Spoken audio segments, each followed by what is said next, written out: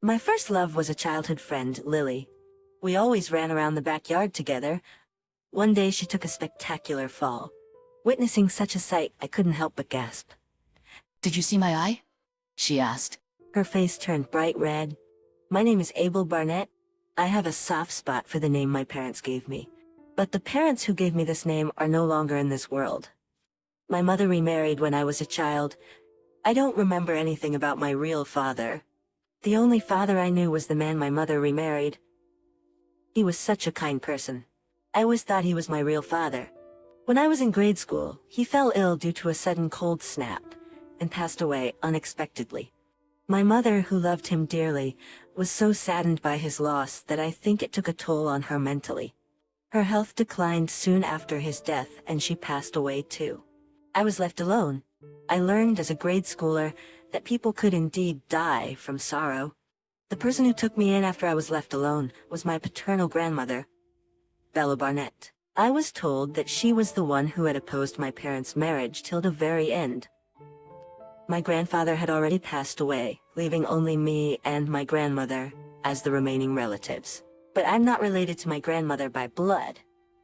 We may not be blood relatives, but the fact remains that we are the only remaining members of the Barnett family. My grandmother took over my grandfather's business and is still actively working. She embodies the word matriarch. She looks frail and might even seem weak. But once she gets going, her intensity is so great that even full-grown men bow down in front of her at the doorway, which I thought was quite terrifying as a child. When I found out I was going to be taken in by such a grandmother, I felt nothing but fear. I remember crying every day until the day I had to move in with such a scary person. I am now 25 years old. My grandmother, who I had always been fearful of, ended up raising me admirably. When we first started living together, neither of us knew how to interact with each other, creating an odd atmosphere, I suppose. The one who acted as a go-between for us was the daughter of the gardener who worked at my grandmother's house, Lily. When I was first taken in by my grandmother, Lily was just an infant and was left on our porch while her father worked in the garden. Apparently, her father was in the midst of single parenting after his wife had run out on him, and my grandmother had given him permission to bring Lily to work. For 3 years, my relationship with my grandmother remained at a stalemate, and I never felt at ease when I came home. One day when I came home from school, there was a mattress laid out on the porch, and the little baby was laying on top of it. When I peeked over, she gave me a big smile. Her face was so adorable that I poked her cheek lightly. Suddenly she started crying loudly and I was taken aback. That's when my grandmother showed up. Welcome home, Abel. Oh dear, it seems she's in a bit of a mood. Picking up the crying infant, my grandmother began to gently soothe her. Seeing this side of my grandmother was something new for me, and I'm pretty sure my face showed my surprise. Swinging gently in my grandmother's arms, the baby seemed to be enjoying herself. She began to laugh gleefully. Grandma, can you do magic? When I asked that, my grandmother gave a slightly surprised look. Then with a grin she said, "Yes, I can." Can Grandma's magic make my chest feel better too?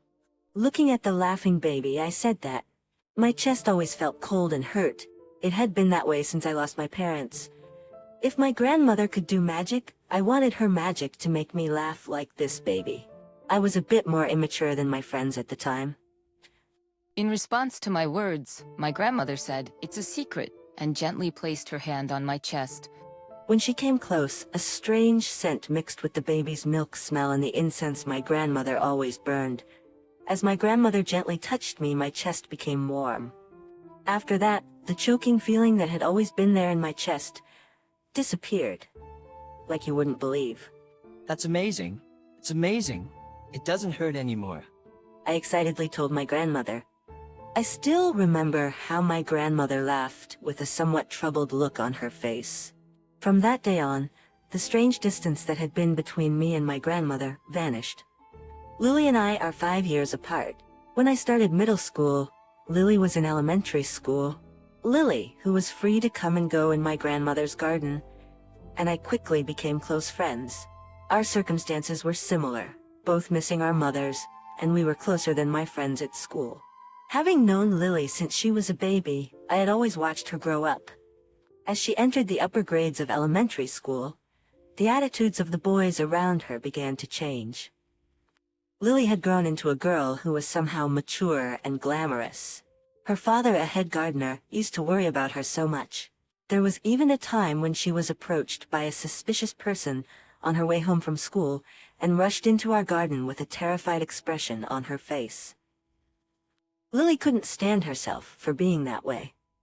I remember that was around the time she cut her hair short and stopped wearing skirts.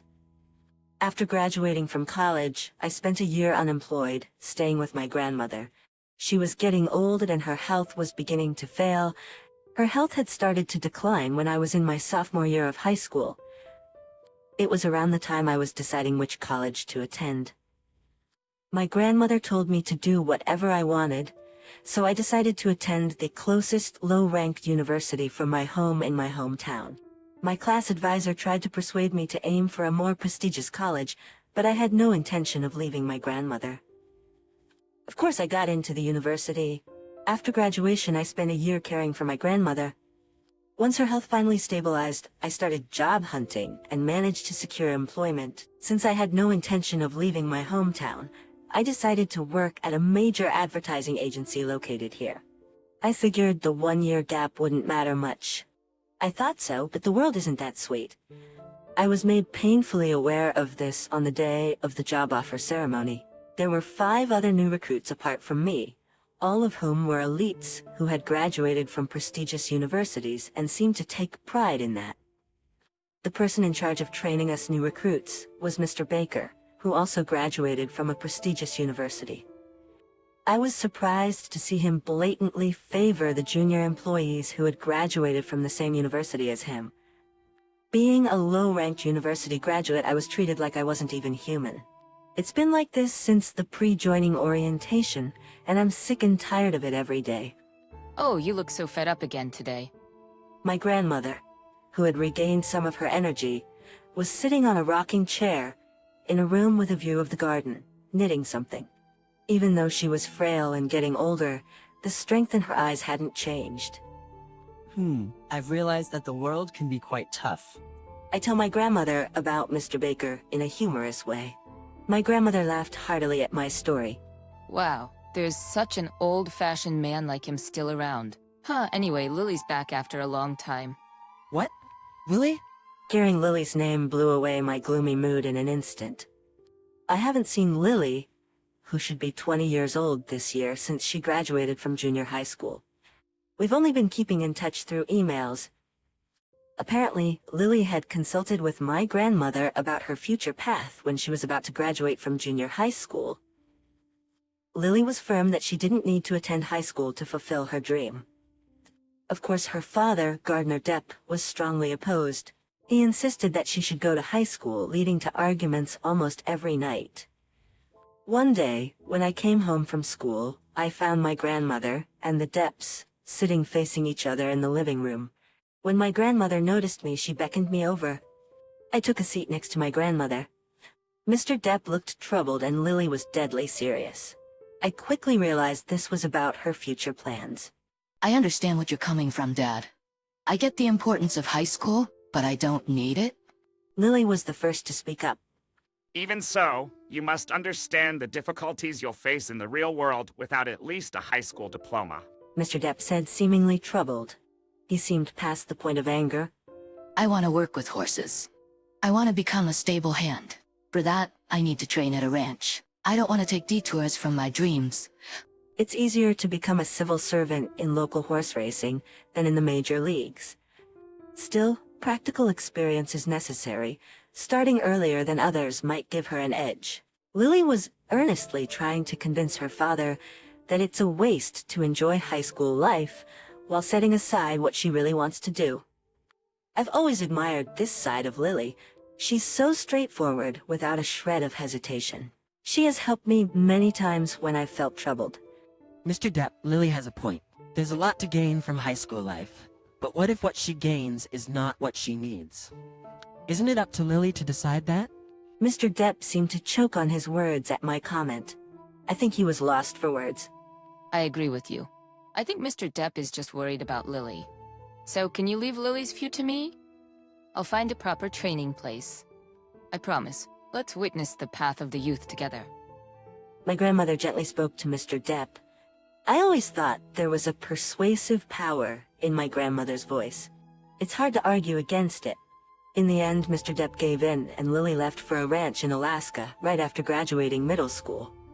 We haven't seen each other for quite a while since then. Now Lily is back from Alaska. I felt a bit upset that she didn't contact me. She said she didn't want to bother you because you're busy with your new job. I'd rather see her healthy and happy than avoid meeting out of consideration. I genuinely felt that. The next day, there was an orientation before starting my new job. I was heading to the company with a feeling of disgust from early morning. Mr. Depp was already starting to prune the plants in the garden.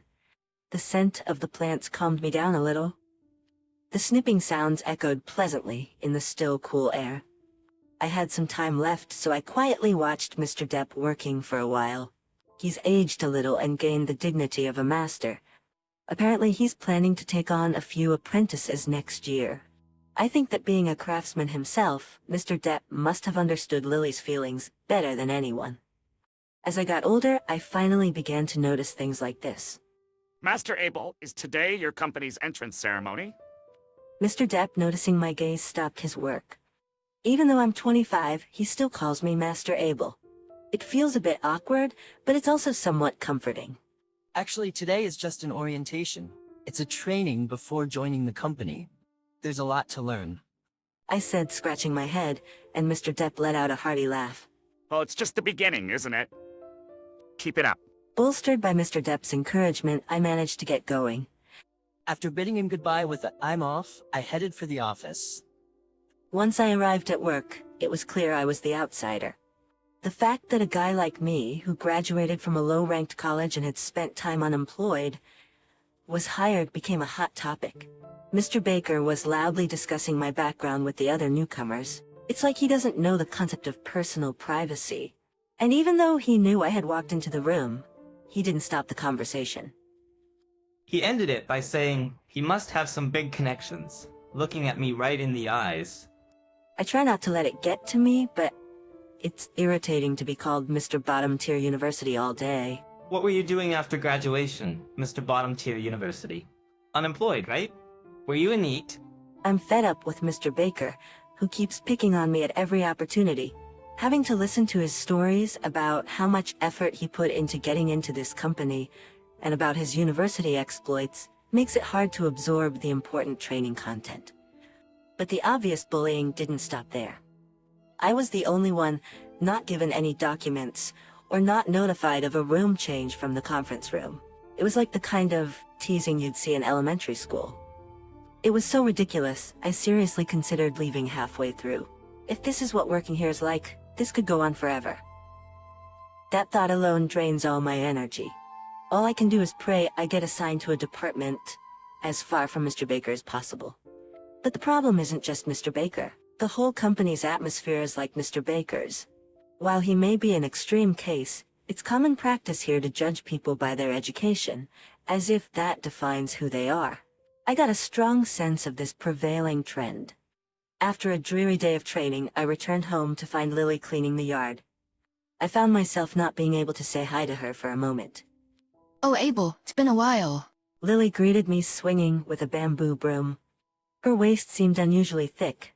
I kinda messed up. I'm back home for treatment. Noticing my gaze, she lifted her shirt's hem with a swift motion. Underneath was a white cast.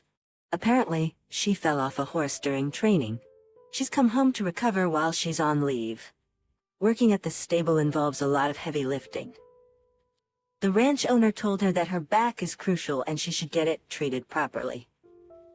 Watching Lily with the bamboo broom in her hands, I'm reminded of our childhood days playing together in the garden.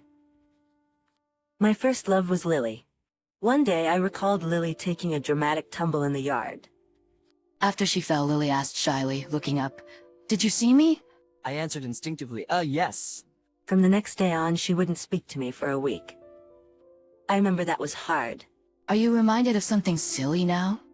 She noticed right away when I got lost in old memories. She raises a bamboo broom, intimidating me. No, not at all. Lily, broom in hand, starts chasing me as I panic. I run away without thinking. My grandmother was laughing loudly from the porch. My grandmother was laughing loudly from the porch, watching us run all around the yard. Don't you feel pain from running so much? Out of breath due to lack of exercise, Lily still chases me with a calm look. Of course it hurts. I'm savoring the pain. It seems she is experiencing pain as a lesson from the mistakes she made. I thought it was a stern, Lily-like statement. It's the path I chose. This pain is nothing. Eventually, I was easily caught, and Lily climbed onto my back in victory. She didn't care that my suit was getting dirty. Lily raised a victory shout on my back. I completed the pre-employment training, and it was the day of the entrance ceremony. I was still unsure. Whether it's the right decision to join that company, I was still doubting. Yet, I put on my suit, tightened my tie, and headed towards the company from the front door, regardless of my own will. If I keep piling up days like this, my current situation might become a laughing matter someday. I feel like I was deceiving myself by thinking that way. Bad premonitions are often right, and an incident occurred at the entrance ceremony. It happened just before the ceremony started. As usual, Mr. Baker started messing with me. In front of the guests from outside the company, he loudly called me Bottom T University guy. It's surprising you made it to the entrance ceremony. People from F-ranked universities really have thick skins. Mr. Baker intentionally speaks so loudly that the guests can hear that I'm from a Bottom T University. I tried to brush him off with a forced smile.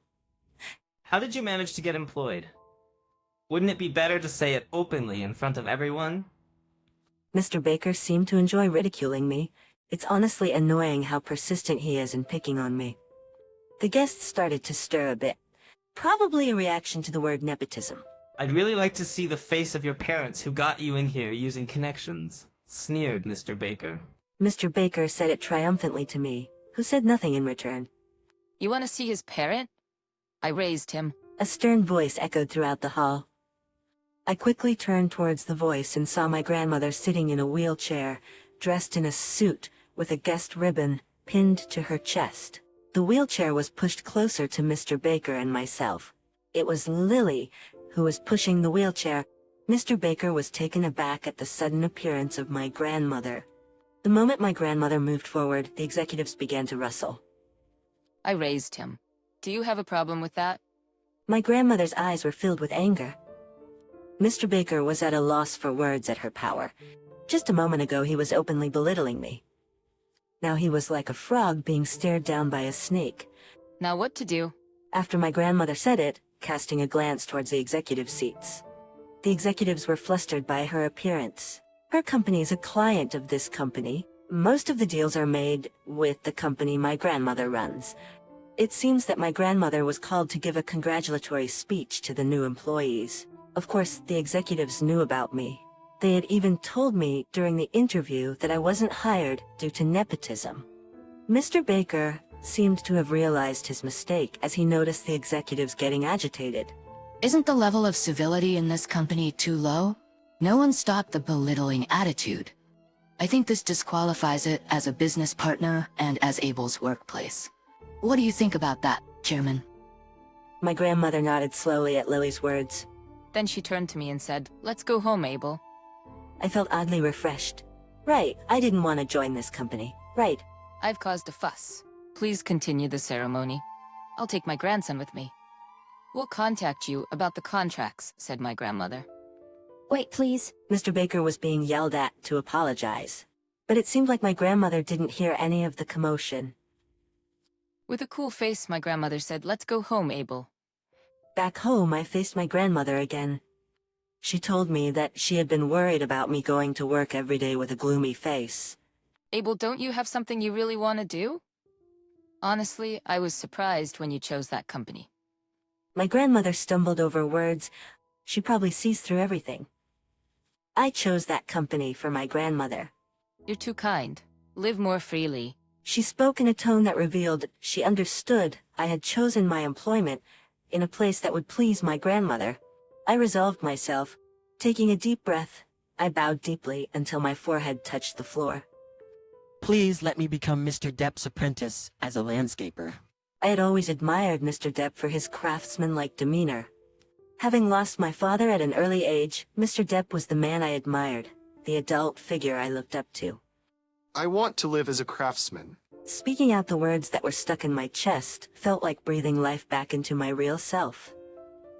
I'm sorry for holding it in all this time. Inside I apologized to myself. Afterwards, I officially became Mr. Depp's apprentice. Despite becoming an apprentice, being called Master Abel was somewhat embarrassing. But the instruction in landscaping was strict and relentless. Being told to learn the craft, I was desperate every day just to keep up. But every day was incredibly fulfilling. After her recovery, Lily returned to her ranch in Alaska. She told me that starting next year, she would be working as a stable hand at a local racetrack. I couldn't afford to lose to Lily, who was steadily achieving her dreams. Abel, you're just a late bloomer. She teased me from time to time with such words. Who would become independent first? It felt like a competition. We were physically apart, but I felt closer to Lily than before. After a few years, I had grown enough to be called Mr. Depp's right-hand man. I had decided long ago that once I became independent, I would propose to Lily. And today I told her that. Honestly, I thought she would say yes right away. But her answer was wait. Lily had started working as a public servant. I painfully understood the meaning behind her wait. I immediately replied, I'll wait as long as it takes. I don't want a foolish relationship where one of us has to endure something. If we respect each other and care for each other, we can wait for each other forever. There's no doubt about that.